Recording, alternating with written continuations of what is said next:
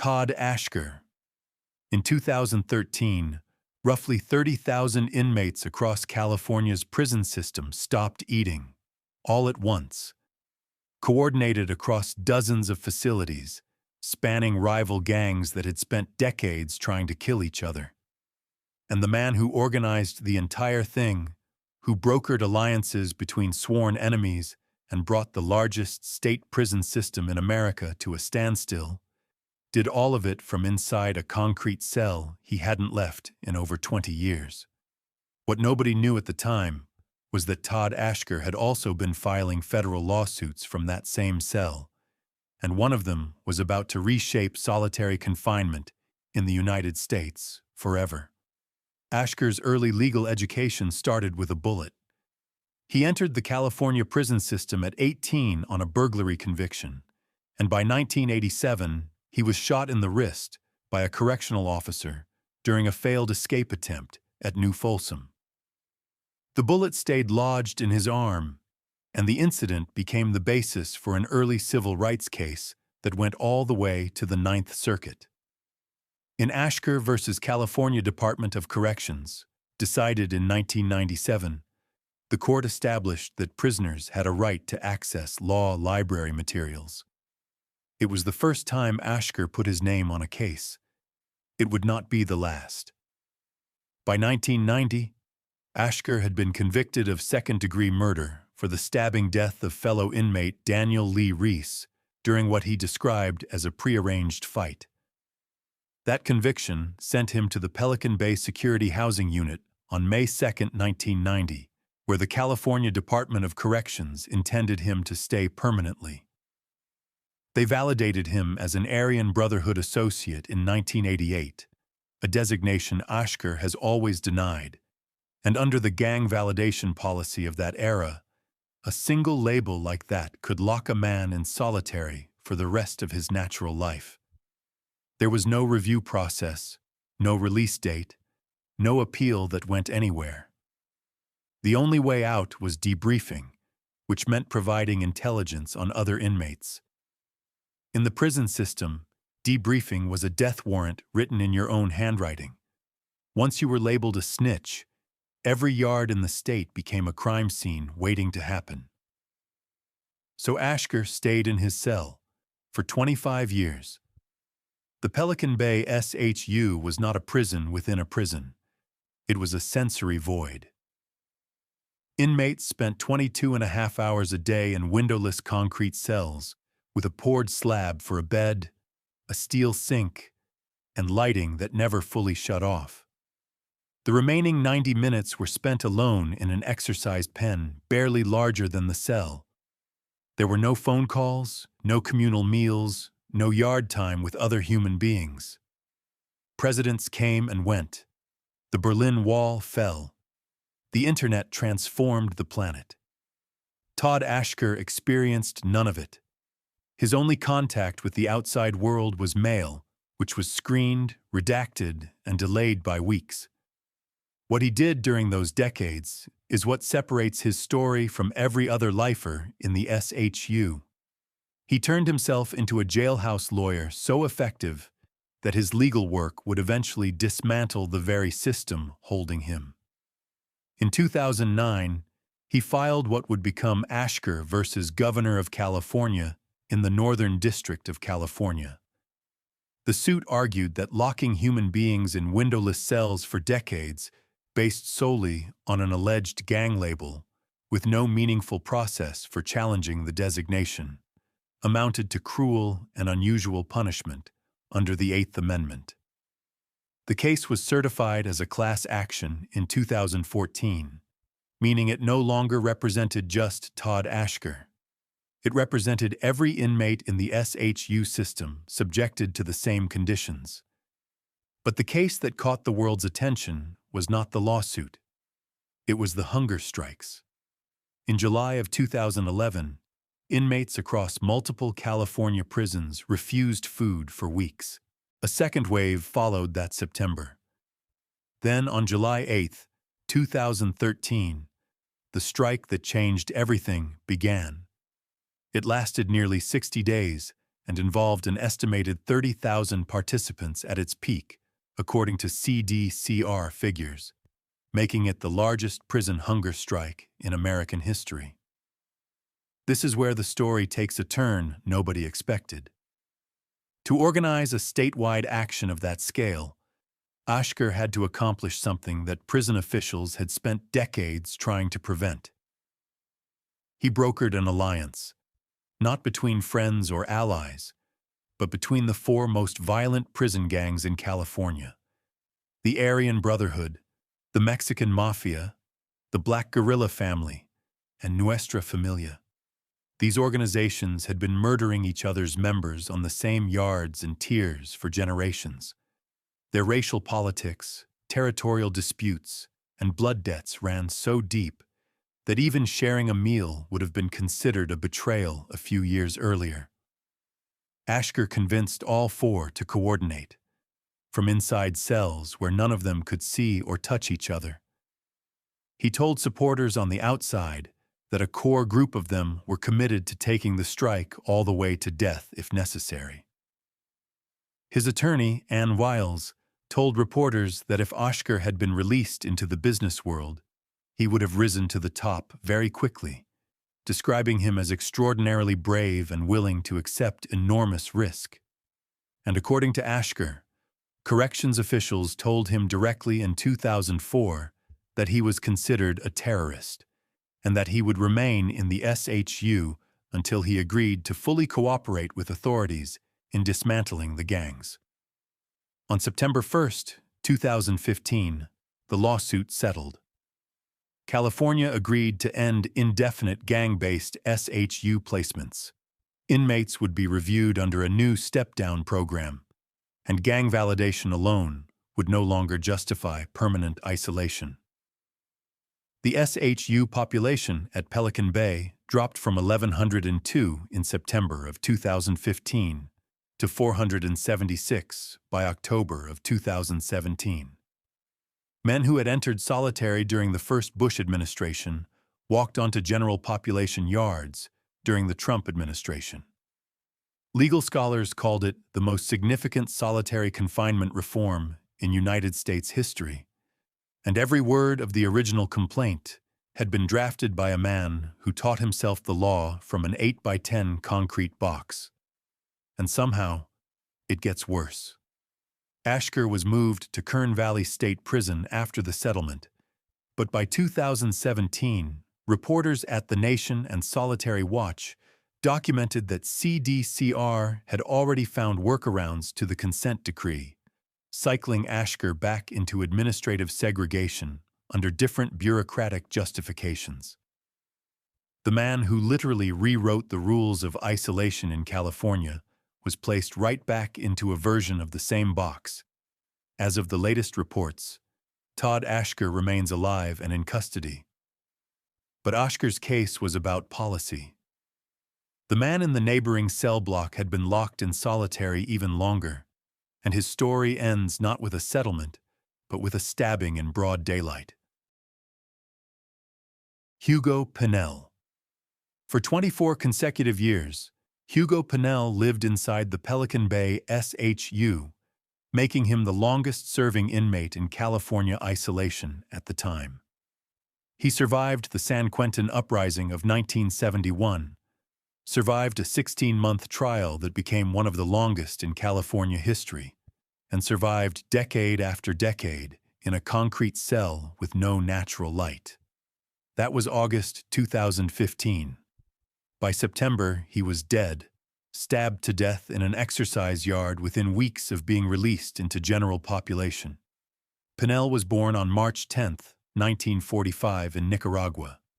He entered the California prison system at 19 after pleading guilty to assault and kidnapping charges in San Francisco. A plea he maintained for the rest of his life was coerced under the threat of the death penalty. Once inside, he became a close associate of George Jackson and W.L. Nolan, central figures in the radical prison movement, sweeping through California in the late 60s.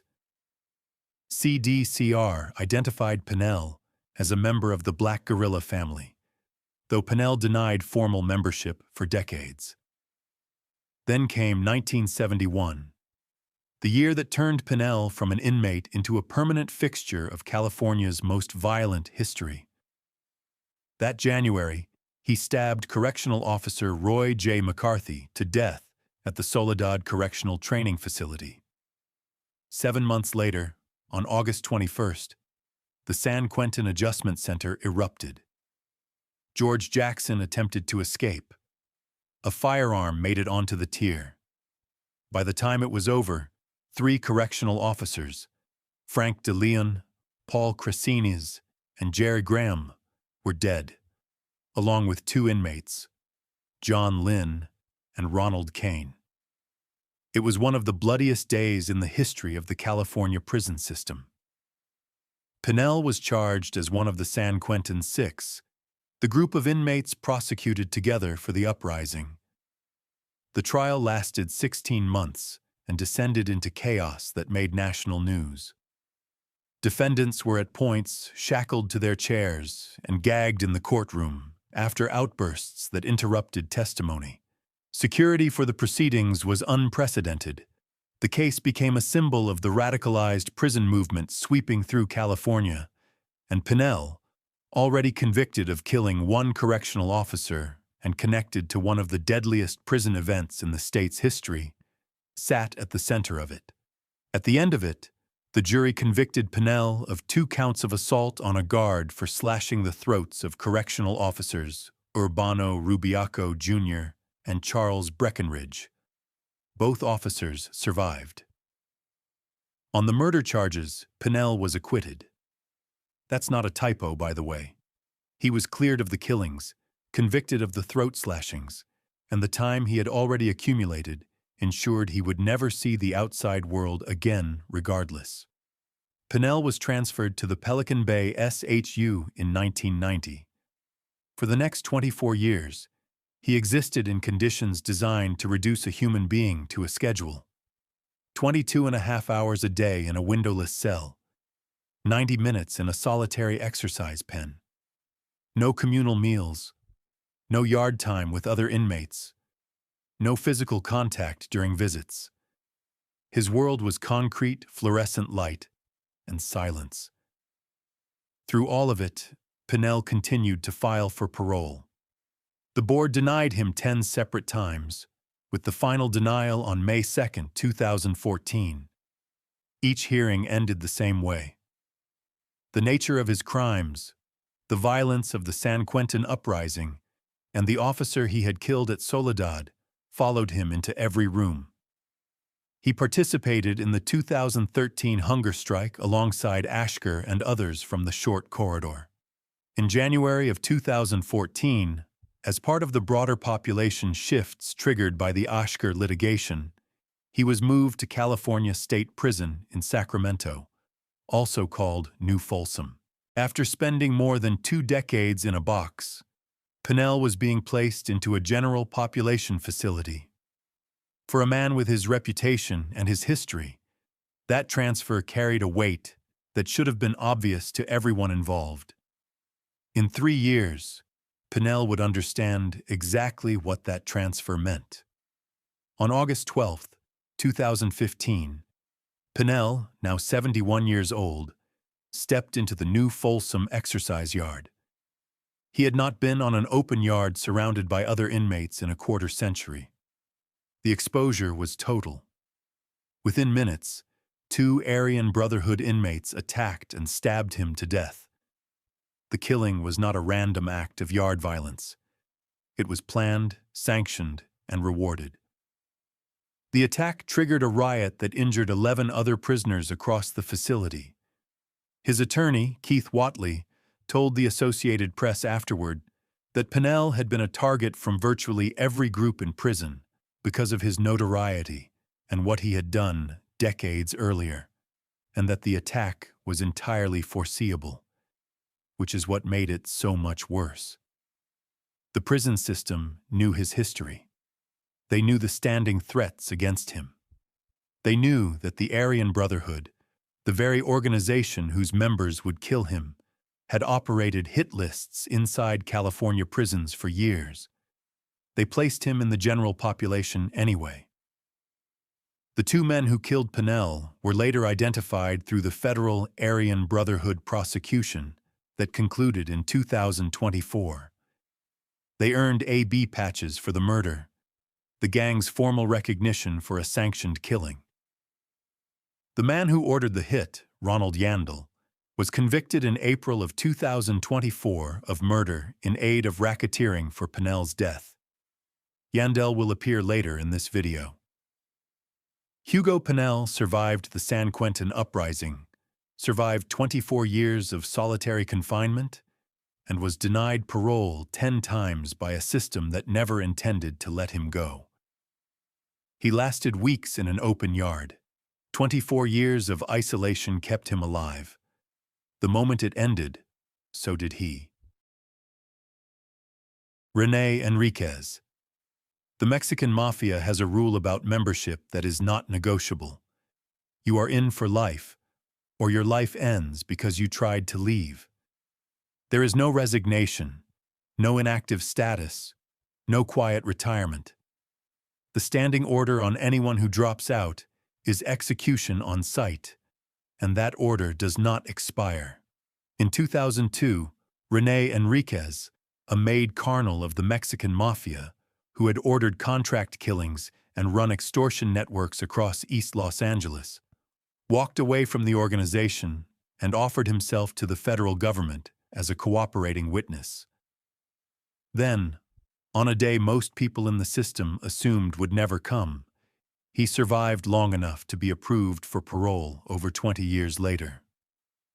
Whether that makes him a changed man or a killer who found a better arrangement is the question his story never quite answers.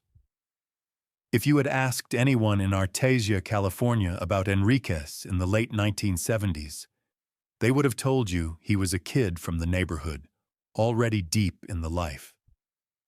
He was initiated into the Artesia 13 Street Gang around age 12 and convicted of armed robbery as a juvenile. By 1985, while already incarcerated, he was inducted as a full member of the Mexican Mafia, not an associate or a hanger-on, but a colonel with authority over operations and the power to order violence. The crimes he committed after that induction were calculated and personal. After a 1989 parole, Enriquez ordered the killing of Cynthia Gavaldon, a woman he claimed had been withholding drug taxes from the organization. He also participated in the murder of fellow EME member David Gallegos, whom he and an accomplice force overdosed on heroin and then shot. That killing earned him a life sentence. On July 16, 1991, Enriquez and an associate named Benjamin Peters walked into a Los Angeles County Jail interview room, a room with cameras, a room with guards stationed right outside, and stabbed EME leader Salvador Buenrostro 26 times. Buenrostro survived. The brazenness of the attack was the point. In the Mexican Mafia, violence that was open was not a failure of planning. It was a message. Enriquez spent roughly 10 years in the Pelican Bay SHU, and even from inside that isolation unit, with no phone, no internet, and no physical contact with anyone beyond a slot in a steel door, he continued running street operations across East Los Angeles. He used coded letters smuggled into approved correspondence and relay networks routed through visitors who would memorize instructions and deliver them to contacts on the outside. The SHU was supposed to sever men like Enriquez from their power. He treated it like a remote office. Journalist Sam Quinones and author Chris Blatchford, who wrote The Black Hand in 2008, documented these operations extensively. Enriquez once said of himself that he believed he was a cut above the rest, and that being a mafioso required a certain elitism. You'd think someone would have said something. Nobody did. Now Enriquez could have stayed there, running operations from his cell until he died. He didn't. In 2002, he dropped out of the Mexican Mafia and entered CDCR's Sensitive Needs Yard system, protective custody for inmates who have cooperated or face threats from former affiliations. Dropping out of EME is not like quitting a job. The standing order inside the organization is that dropouts are to be killed on sight. And Enriquez knew the rule better than anyone, because he had been one of the men enforcing it for years. Over the next 2 decades, he provided intelligence and testimony in dozens of state murder trials and federal racketeering cases. By 2014, officials from at least 11 federal and state agencies had written letters to the parole board supporting his release. It made no difference. Governor Jerry Brown blocked his parole in February of 2015 and again in November of 2017, stating that as a high-profile dropout targeted by the Mexican Mafia, Enriquez's release would pose a serious security threat to himself, his family, his parole agents, and the broader community. Brown also commented that Enriquez presented what he described as a rather shallow understanding of how he came to commit so many violent crimes. Pay attention to that detail, because it explains everything about what happened next. Governor Gavin Newsom denied parole again in April of 2019, citing unique security threats. But in a later 2023 hearing, Newsom turned the decision over to a 12-member parole board panel, which approved Enriquez for release into what would likely become a witness protection arrangement. The decision has remained contested. The Gavaldon family has continued to object, disputing Enriquez's depiction of Cynthia Gavaldon as a drug dealer. For them, no amount of cooperation with the government undoes the fact that he ordered her death. As of 2026, Rene Enriquez remains in protective custody. His testimony helped dismantle operations that had run unchecked for decades, and his parole battle has now outlasted 2 California governors. The Mexican Mafia's standing execution order on his life has never been rescinded. The same organization that wanted Enriquez dead owed much of its early power to a man who, by every measure of ethnicity, should never have been allowed through the door. He was not Mexican, not Hispanic, and he had one leg. And he became one of the most feared members they ever had. Joseph Morgan. Sometime around 1971, a white man of Croatian descent with a prosthetic leg was formally inducted into the Mexican Mafia as a full carnal. Not as an associate kept at a safe distance, not as a business partner tolerated because he was useful. A fully made member with the same authority, the same standing, and the same obligations as every other man at the table. His name was Joseph Morgan, and he remains the only non-Hispanic ever granted that status in the history of the organization. But the Mexican Mafia does not hand out memberships for sentimental reasons. Morgan earned his seat the same way everyone else did, through violence so consistent and so reliable that the organization could not afford to keep him on the outside. Morgan was born on April 10, 1929, in the San Pedro neighborhood of East Los Angeles to Croatian immigrants. His family name was Megjugorak before his father had it anglicized. He joined the Maravilla street gang in the late 1930s, when he was still a child growing up on those blocks, and by the time he was 17, he had already committed murder. He beat the husband of his 32-year-old girlfriend to death with a tire iron and buried the body in the Malibu hills. Convicted of second-degree murder in 1946, he was sentenced to 9 years at San Quentin. He paroled in 1955. Within a year, he was back inside after pulling a machine gun bank robbery in West Covina that netted $17,000. During the job, according to accounts from former gang investigator Richard Valdemar, and later from Rene Enriquez himself, Morgan was shot in the leg. The injury eventually cost him the limb, and from that point forward, He carried the name Pegleg. A federal arms trafficking conviction added roughly 7 months on top of his state time. When he returned to the California system after that, he was no longer a street-level bank robber. He was building something bigger. Morgan's induction into the Mexican Mafia around 1971 or 1972 was not ceremonial.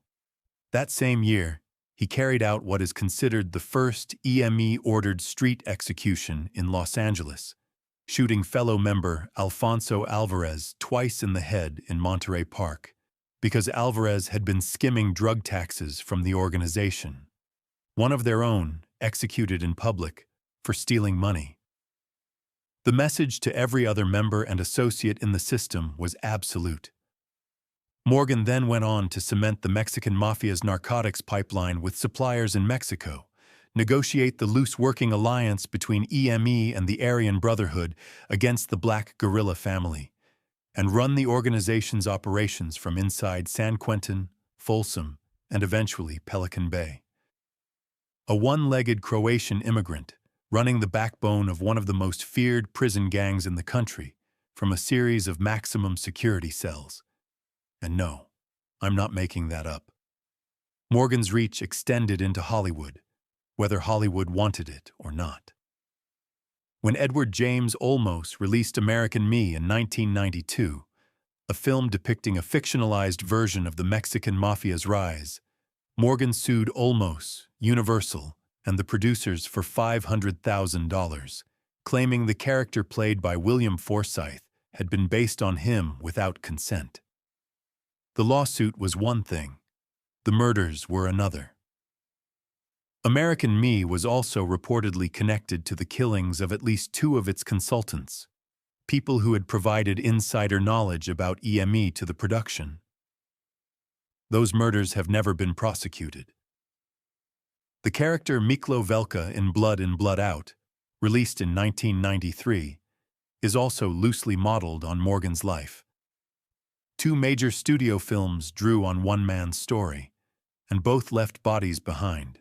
Morgan's attorney, Shirley MacDonald, visited him about 6 months before he died, and later recalled that he appeared to be losing weight, and his color was not good, but that Joe was a very private man and never complained about anything. On November 9, 1993, Joseph Morgan died of inoperable liver cancer at California State Prison in Corcoran after being transferred from Pelican Bay. He was 64 years old. The cancer had been diagnosed only 13 days earlier, on October 27th. 13 days from diagnosis to death.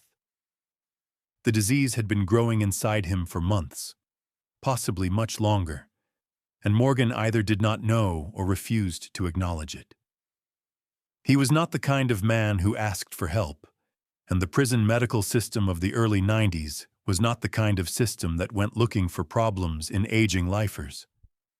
He had entered the California prison system at 17 years old and died inside it 47 years later, having spent his entire adult life behind walls. He never debriefed. He never cooperated with any agency. He never provided a single piece of intelligence against the organization he had helped build. That silence, more than the violence, more than the bank robberies, more than the Hollywood lawsuits, is what earned him a level of respect inside the system that outlived him by decades. In a world where cooperation was currency and betrayal was a survival strategy, Morgan refused to spend a single word. Up to this point, every inmate on this list operated within the California state prison system.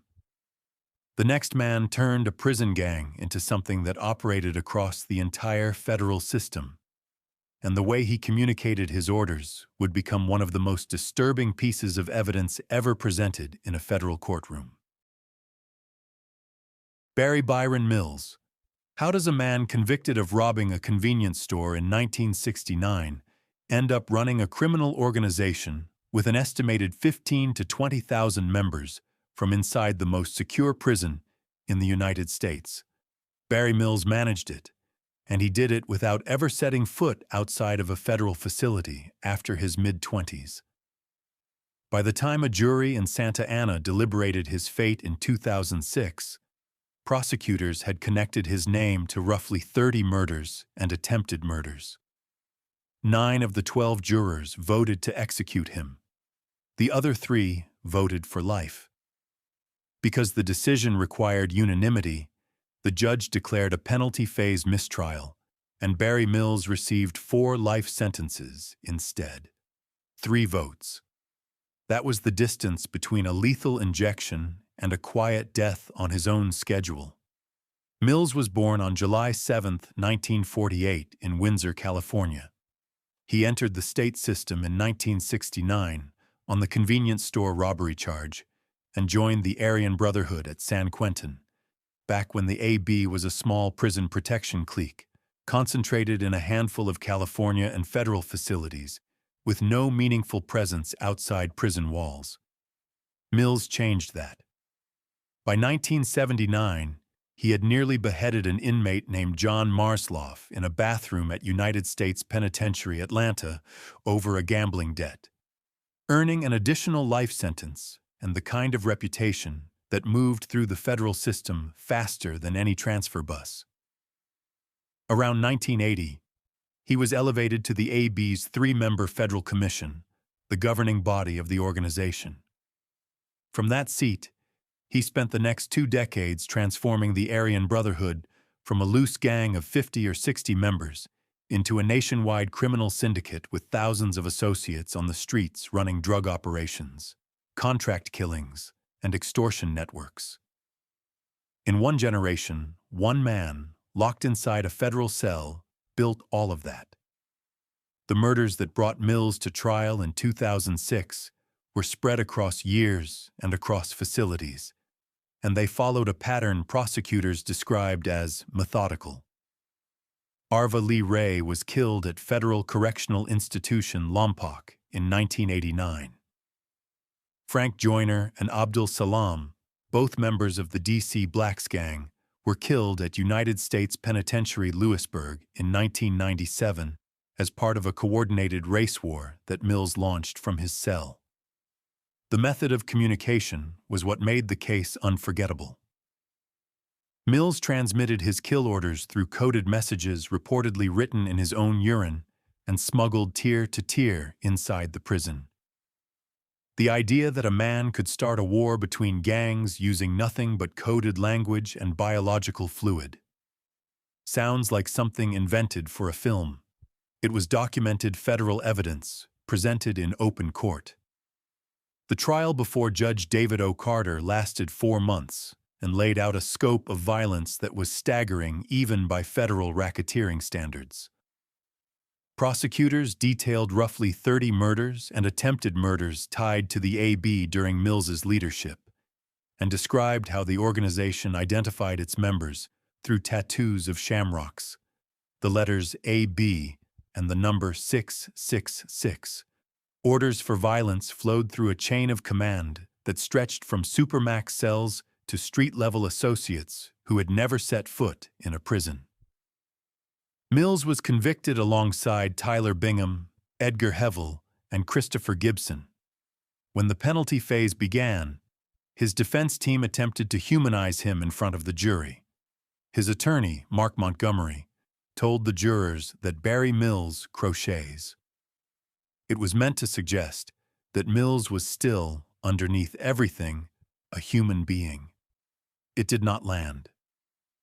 His other attorney, Mark Fleming, told reporters after the guilty verdict that they were disappointed and would now focus on the next phase of the case. The 9-3 death vote that followed fell short of the unanimous decision required under federal law, and both Mills and Bingham received 4 consecutive life terms without parole. 3 jurors held the line between Mills and a needle. Mills was transferred to ADX Florence, the federal supermax facility in Colorado. ADX Florence is where the federal government sends people when every other prison in the system has failed to contain them. It is the last stop. He was housed in the same complex as the Oklahoma City bomber, the Unabomber, and multiple convicted terrorists whose violence had exhausted every option the Bureau of Prisons had. Inmates there spend 23 hours a day in a 7 by 12-foot cell with a 4-inch wide window angled, so the only thing visible is a strip of sky. Communication between inmates is nearly impossible by design. Every surface, every sightline, every movement pattern inside the facility is engineered to prevent exactly the kind of coordinated violence Mills had spent decades orchestrating. For a man who had run a nationwide criminal enterprise through smuggled letters and bodily fluids, ADX was the one facility that could actually sever the lines. On July 8, 2018, one day after his 70th birthday, Barry Byron Mills was found dead in his cell. The Fremont County coroner ruled the death apparently natural. The man who turned the Aryan Brotherhood into a coast-to-coast operation, who launched race wars through urine-coded messages, who came 3 jury votes from a federal execution, died alone in the most secure prison on American soil. His death did not make national headlines. The organization he built had long since outgrown him, and the violence he set into motion continued without him for years. The men who carried out the Aryan Brotherhood's orders after Mills, including the orchestrated killing of Hugo Pinell, were still operating inside California prisons well into the 2020s. Their federal racketeering trial concluded in 2024, and what prosecutors presented to that jury was staggering in scope. If you enjoy these videos, consider subscribing. It really helps to grow my channel. Danny Troxell. In 2009, a man serving a life sentence inside the Pelican Bay SHU filed a federal complaint, arguing that the conditions he was being held in amounted to cruel and unusual punishment. That complaint, combined with the work of Todd Ashker and others, eventually contributed to a legal settlement that forced California to reform the way it used solitary confinement. It was one of the most significant prisoner advocacy efforts in modern American history. The man who helped write it was Danny Troxell, a California state lifer who had been locked inside the SHU for years. And while that complaint was working its way through the courts, Troxell was also sitting on the 3-member commission of the Aryan Brotherhood, ordering murders from behind the same walls he was suing to reform. He was fighting for his own rights with one hand and using the other to run a criminal organization that operated through violence, intimidation, and drug trafficking across the entire prison system. 25 years before that federal complaint, Troxell had already been sentenced to life in the California state system for murder. The details of his early conviction have been overshadowed by everything that came after, but the sentence itself is what placed him in the orbit of the AB and eventually into the Pelican Bay SHU, where he spent years in the same isolation unit that produced the Ashker settlement. According to the U.S. Attorney's Office in Sacramento, Troxell was the inmate who wrote the 2009 federal complaint that eventually led California to curb its use of solitary confinement. He was both a plaintiff fighting the system and a gang leader exploiting it, and for years, those two roles existed in the same person without contradiction. He argued in court that no human being should be kept in a windowless cell for decades, and he used his own cell as an office from which to run a criminal organization responsible for ordering people killed. The irony was not theoretical, it was operational. On June 6, 2019, a federal grand jury in the Eastern District of California indicted Troxell alongside 15 other Aryan Brotherhood members and associates in a sweeping racketeering case led by Assistant U.S. Attorney Jason Hitt. The indictment was the product of years of surveillance, cooperating witness testimony, and intercepted communications. It laid out a pattern of violence, drug trafficking, and murder conspiracies stretching back years, all coordinated from inside prison. Co-defendants included Ronald Yandell and William Sylvester, both of whom held seats on the AB's 3-member commission alongside Troxell.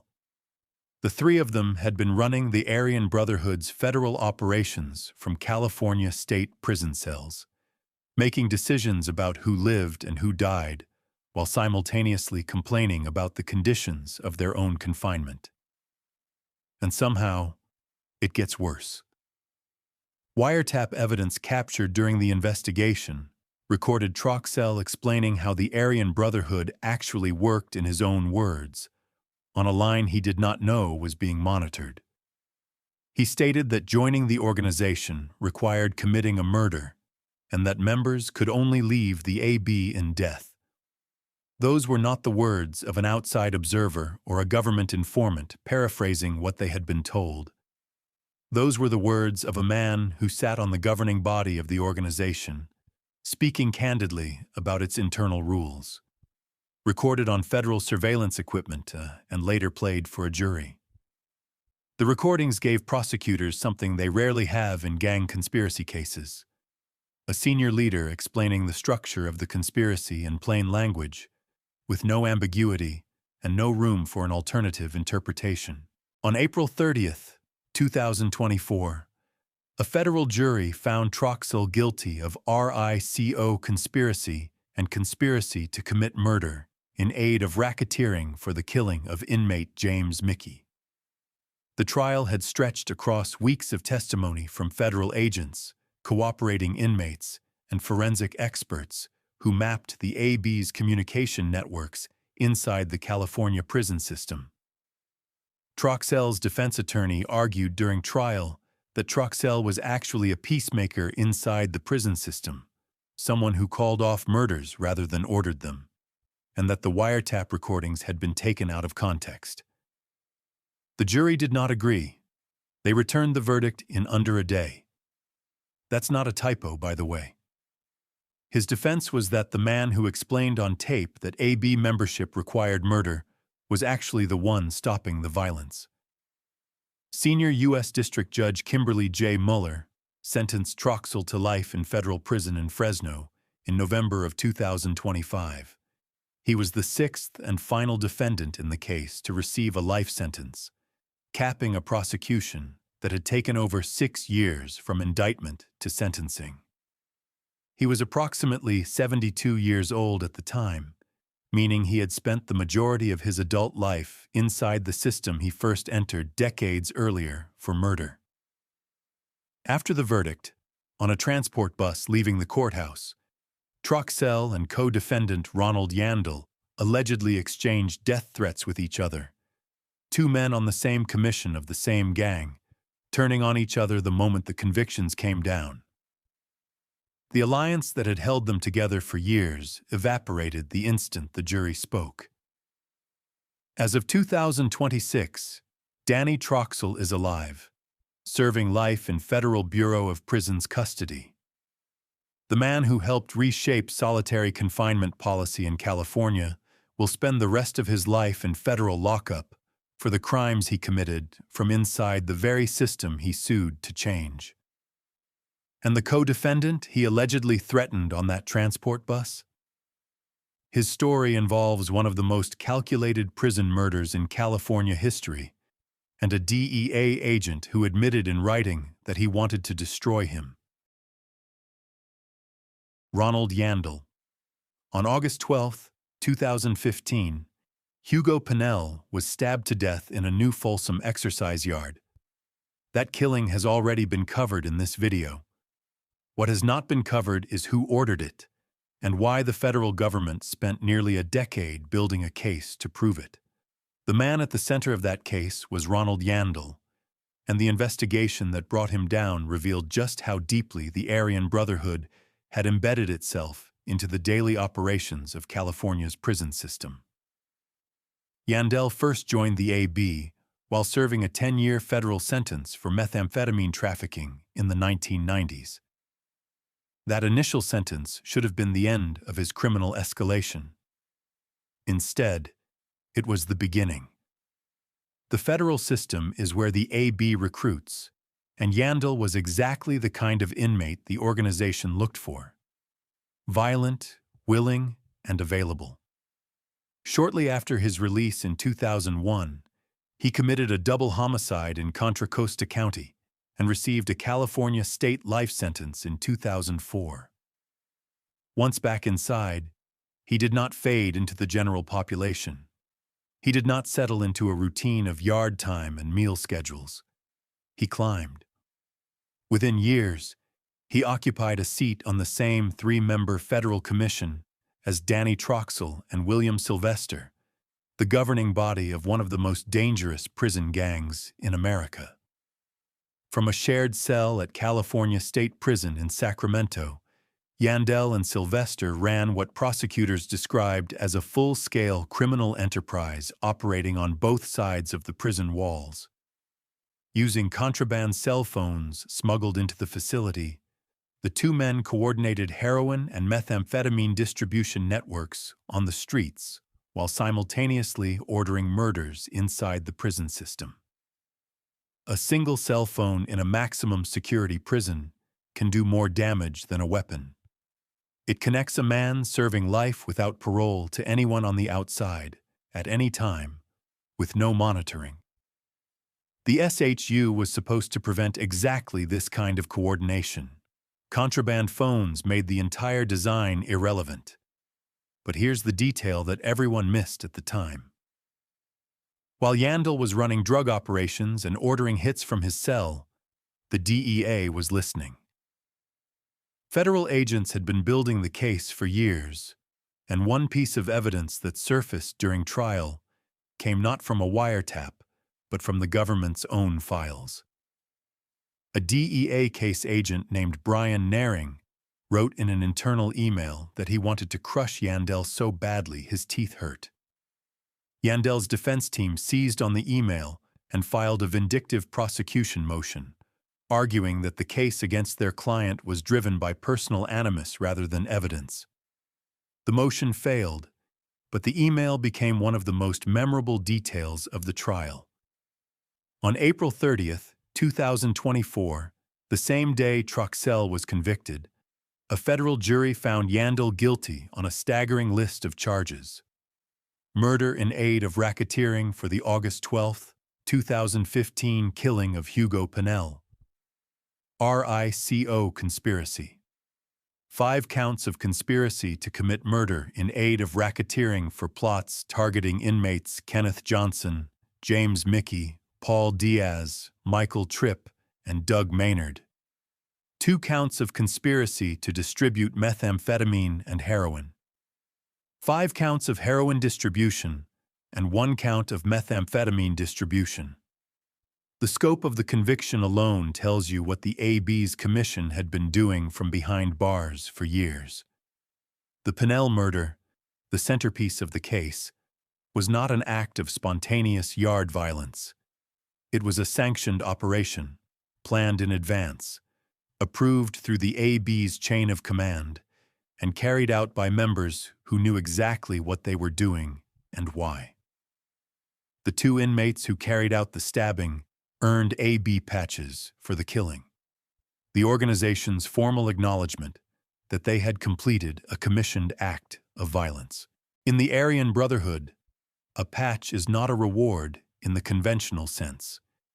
It is a status marker that tells every other member in the system that the wearer followed through on a direct order from the commission. It is proof of loyalty demonstrated through murder. DEA Special Agent in charge, Brian M. Clark, stated publicly that the defendants had continued to commit brutal murders and other heinous crimes from behind bars, as though the walls around them were irrelevant. The Bureau of Prisons, the California Department of Corrections, the SHU system, the lockdowns, the surveillance cameras, all of it, and the AB operated through it like it wasn't there.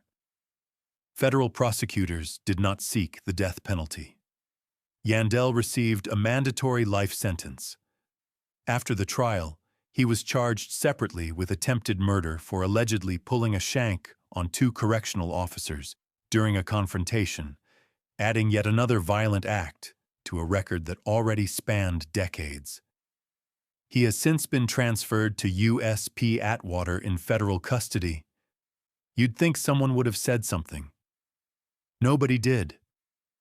For years, the AB's commission operated an entire criminal enterprise from inside a state prison, and it took a multi-year federal investigation to shut it down.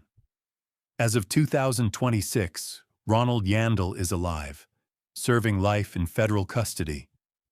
The man who ordered Hugo Pinell's killing will die behind the same kind of walls Pinell spent 24 years staring at. The next case has nothing to do with prison gangs or racketeering conspiracies. It starts in Hollywood, with an actor who played a gang member on screen, then became one in real life, and died inside Pelican Bay in a way that the prison did not discover for nearly 2 days. Lloyd Avery II. In 1991, a young actor from the affluent View Park neighborhood of Los Angeles played a blood gang member in John Singleton's Boys and the Hood. The scene he appeared in is one of the most iconic in 90s cinema. His character fatally shoots Ricky Baker, played by Morris Chestnut, in a moment that defined an entire generation's understanding of gang violence on screen. 8 years later, Lloyd Avery II, the man who played that role, shot and killed 2 real people on a Los Angeles street corner. And the way he died inside Pelican Bay would expose failures in the prison system so severe that the details are difficult to process. Nobody was paying attention to Lloyd Avery before Boys and the Hood. He grew up in View Park, one of the wealthiest black neighborhoods in Los Angeles, attended Beverly Hills High School, and landed a role in one of the most important films of the decade while still a teenager. The film grossed over $57 million and launched the careers of Ice Cube, Cuba Gooding Jr., and Morris Chestnut.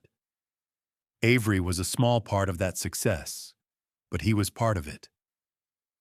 After the film, he picked up small parts in Poetic Justice in 1993, Don't Be a Menace in 1996, Lockdown in 2000, and an independent film called Shot in 2001. He had the beginning of a career, the kind of trajectory that could have taken him anywhere.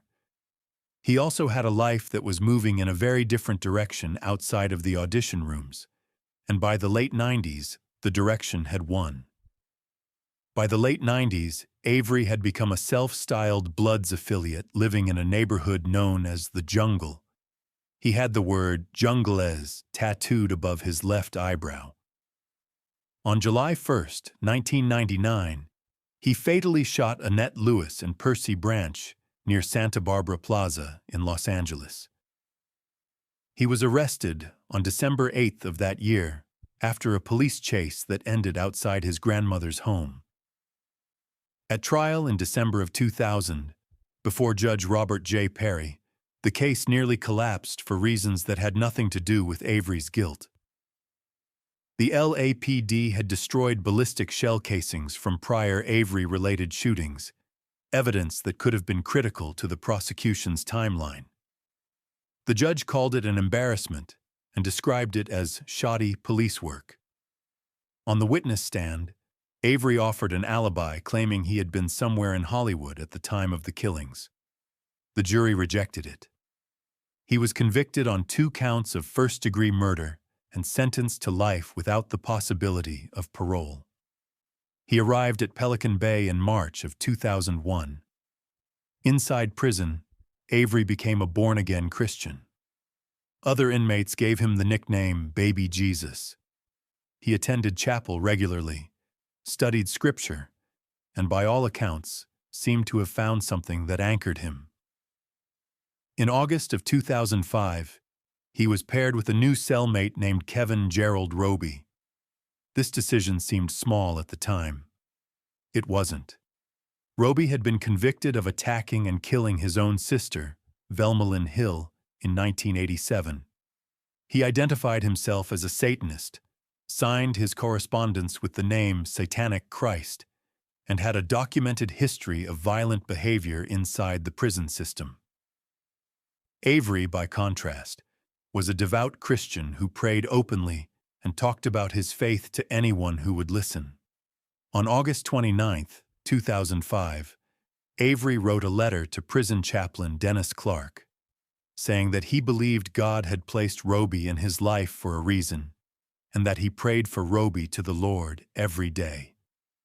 6 days later, on the night of September 4, 2005, following a religious argument, Roby strangled Avery and beat him with a blunt object inside their shared cell.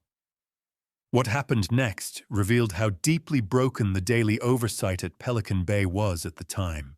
Roby concealed Avery's body in the bunk, and for the next 11 standing counts, manipulated Avery's limbs to make it appear that he was still alive. Standing counts are the correctional system's most basic tool for confirming that every inmate is breathing. Officers walk the tier, look into each cell, and verify that the occupants are alive. For roughly 38 hours across 11 of those counts, correctional officers looked into the cell and did not realize that one of the 2 men inside was dead. When the body was finally discovered, Roby had positioned it over a pentagram drawn in Avery's blood. CDCR ruled the cause of death as aspiration of blood with blunt force trauma as a contributing factor. Avery's was the 18th homicide at Pelican Bay since the facility opened in 1989. The Del Norte County District Attorney declined prosecution in December of 2009, referring the case back to CDCR for internal handling. Roby was never tried for Avery's murder in criminal court. And no, I'm not making that up. A man was killed inside a state prison, his body was staged for nearly 2 days, and no criminal prosecution followed. Roby, still alive, was later transferred to the California Institution for Men in Chino. In August of 2024, he stabbed a correctional officer at that facility. Charges remain pending with the San Bernardino County District Attorney. Lloyd Avery II was 36 years old when he died. He played a killer on screen, became one in real life, found religion in prison, and was murdered by a cellmate the system should never have placed him with. The failures that led to his death were not subtle, they were systemic. The next case leaves the prison system entirely and moves into the forests of Yosemite National Park, where a handyman with a famous last name was hiding something no one around him suspected. Cary Stayner. In the summer of 1999, the FBI was deep into one of the most high-profile missing persons investigations in California history. 3 tourists had vanished near Yosemite National Park, and the Bureau had spent months interviewing suspects, chasing leads, and running forensic analysis on a burned-out rental car found near Sonora. They were looking for a group of killers. What they did not expect was that the person responsible was a single man who had been living and working right outside the park entrance the entire time, and that he would go on to kill again before they caught him. Merced, California, 1961. Cary Stayner was born into a family that would become one of the most tragic in the state's history. His younger brother, Stephen Stayner, was abducted in 1972 at the age of 7 and held captive for 7 years before escaping. Stephen's case became national news, the subject of a television movie and a defining story of the era. Cary grew up in the shadow of that abduction and its aftermath. The family never fully recovered. Stephen died in a motorcycle accident in 1989 at the age of 24. Cary carried whatever the family's ordeal had left inside him for decades, and nobody around him had any idea what it was building toward. In 1997, Stayner took a job as a handyman at Cedar Lodge in El Portal, just outside Yosemite's Highway 140 entrance. He was quiet, employed, and unremarkable to the people around him. He fixed things. He kept to himself. He blended into the small community of lodge workers and seasonal staff near the park entrance. Between February and July of 1999, he murdered 4 people. And for months, the FBI had no idea they were looking for a single killer rather than a group. Carol Sund, 42 years old, of Eureka, California, was strangled and shot while traveling near Yosemite with her daughter and a family friend. Her daughter, a 15-year-old, was killed. A 16-year-old Argentine exchange student traveling with the family was also killed. The bodies of Carol Sund and the exchange student were found on March 18, 1999, in the burned-out trunk of Sund's rental Pontiac near Sonora. An anonymous note, headed with the words indicating the killer had enjoyed the crime, later led searchers to the body of the 15-year-old at a separate location. The harm inflicted on the younger victims was described in court filings as deliberate and sustained. The FBI initially pursued a theory that the killings were carried out by a group, focusing on individuals with no connection to the actual crime. While they chased that lead, Stayner remained free. Then, on July 21, 1999, Stayner killed again. Joey Ruth Armstrong, 26, a naturalist with the Yosemite Institute, was found decapitated near her cabin in the Foresta area of the park. Witnesses had seen Stayner's blue 1972 International Scout parked outside her cabin the night before. FBI agents Jeff Rinneck and John Bowles tracked Stayner to the Laguna del Sol resort in Wilton and arrested him on July 24, 1999. During the interrogation, Stayner confessed to all 4 killings. He later told reporter Ted Rowlands that he had fantasized about killing women for more than 30 years and that his victims had simply been in the wrong place at the wrong time. Stayner pleaded guilty in federal court in 2000 to Armstrong's murder, which had been committed on federal parkland, and received a sentence of life without the possibility of parole. In Mariposa County Superior Court in 2002, he stood trial for the remaining 3 murders. His defense raised a not guilty by reason of insanity plea, citing obsessive-compulsive disorder, a hair-pulling condition called trichotillomania, and alleged mistreatment during childhood. The defense argued that the trauma of growing up in the Stayner household, where his younger brother's abduction had consumed the family for years, had contributed to a psychological deterioration that made him unable to understand the nature of his crimes. The jury rejected the defense entirely. On August 27, 2002, Stayner was convicted of 3 counts of first-degree murder. On December 12th of that year, he was sentenced to death. The Stayner case left a mark on the FBI as well. The Bureau had spent months pursuing the wrong suspects in the Sund and Palazzo disappearances, while Stayner continued working at Cedar Lodge, sleeping in staff housing, and walking the same paths. Tourists walked every day. Joey Armstrong's murder was committed months after the first 3 killings, during the same window that agents were focusing elsewhere. Her death might have been prevented if the investigation had turned towards Stayner sooner. As of 2026, Stayner remains alive on California's death row. No execution has been carried out in the state since 2006 due to ongoing litigation, and Governor Newsom's 2019 moratorium on executions remains in effect. Stayner has never been housed at Pelican Bay, but his case sits at the intersection of the same California criminal justice system and the same failures of detection that define every story in this video. 4 people were dead before anyone connected the quiet handyman at Cedar Lodge to the violence unfolding in the park around him. The final case on this list does not take place in California at all. It takes place inside the federal system, and the man at its center spent 36 consecutive years in solitary confinement, the longest unbroken stretch in the history of the United States Bureau of Prisons. His crimes triggered a lockdown that lasted over 2 decades, and the facility that was built to contain people like him became the template for every supermax prison in the country. Thomas Silverstein. On October 22, 1983, a correctional officer named Merle Klutz was escorting an inmate back from a shower at United States Penitentiary Marion in Illinois. The inmate, Thomas Silverstein, had arranged for another prisoner on the tier to slip him a handcuff key and a homemade knife.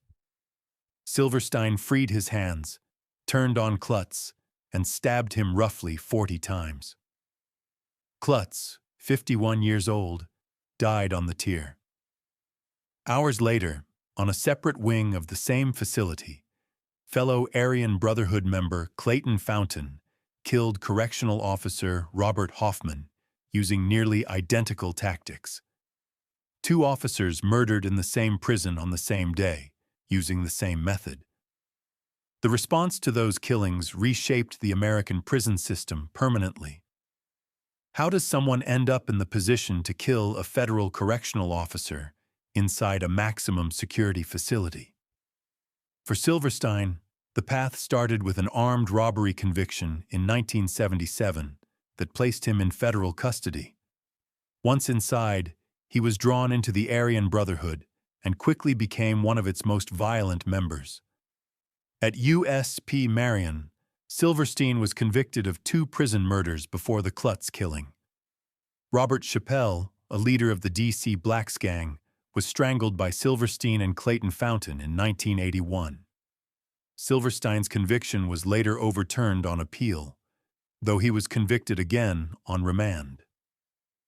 Raymond Smith, known as Cadillac, was stabbed 67 times by Silverstein and Fountain on September 6, 1981. After the killing, the 2 men dragged Smith's body up and down the tier so that other inmates could see it. The display was the point.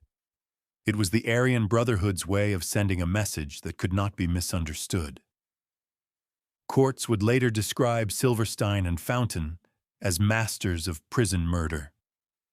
That phrase was not hyperbole. By the time Silverstein killed Officer Klutz, he had already proven he could plan and execute lethal violence inside a facility specifically designed to prevent it.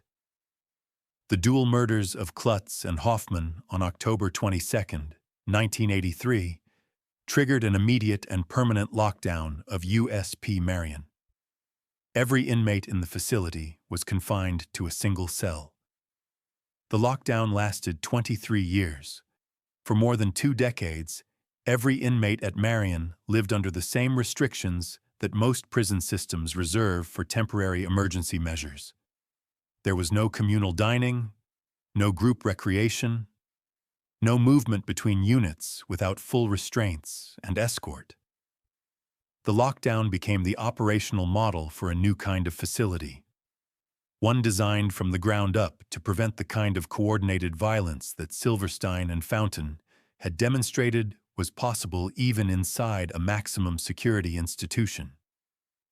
When the Federal Bureau of Prisons opened ADX Florence in Colorado in 1994, its design was based directly on the lessons learned from what had happened at Marion. Every supermax prison built in the United States since, including the Pelican Bay SHU, traces its architectural and operational DNA back to the day Silverstein killed Merle Klutz. Silverstein received an additional life sentence for the murder and was placed under a no-human-contact administrative order. The federal government decided that Thomas Silverstein would never touch another human being for the rest of his life. What followed was the longest continuous stretch of solitary confinement in the history of the Bureau of Prisons. 36 years. Not intermittent isolation with periods of general population. 36 consecutive years of being alone in a cell, every hour of every day. with almost no human interaction beyond the voices of guards delivering meal trays through a slot. He was held first in a windowless sub-basement at USP Atlanta that prison staff informally called the Silverstein Suite. The cell had no natural light and was located beneath the main facility, separated from all other inmates. During the 1987 Atlanta prison riots, when Cuban detainees seized control of parts of the facility, Silverstein was briefly freed from his cell in the chaos. He surrendered voluntarily. He was then moved to a basement unit at USP Leavenworth, and finally to ADX Florence's Range 13 beginning in 2005, where he spent the last 14 years of his life. Silverstein fought the conditions of his confinement through the courts for decades. In Silverstein versus Federal Bureau of Prisons, decided by the 10th Circuit in 2014, the court acknowledged that 30 years was indeed an extraordinary length of time to live in segregation under any conditions. It then ruled that Silverstein's case was itself extraordinary enough to justify the continued isolation. The challenge was dismissed. In a 2011 court declaration, Silverstein wrote that even putting his feelings into words, his expressions of regret felt inadequate to convey the remorse he carried. He described the experience of isolation as a constant drip of minutes, hours, days, weeks, months, and years, falling away with no end or relief in sight. Joanne Klutz, the widow of Officer Merle Klutz, told the Denver Post that the death penalty would have been the only appropriate punishment. A fellow correctional officer wrote on the Officer Down memorial page that Klutz was attacked by someone who should have received the death penalty. On May 11, 2019, Thomas Silverstein died at a hospital in Lakewood, Colorado, following complications from heart surgery. He was 67 years old. He had spent the last 36 years of his life in solitary confinement. He never served time at Pelican Bay. He was entirely a federal prisoner.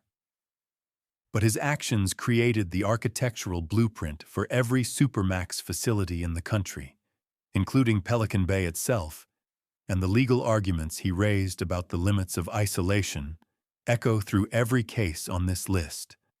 As of 2026, ADX Florence remains operational. The cells Silverstein lived in are still occupied.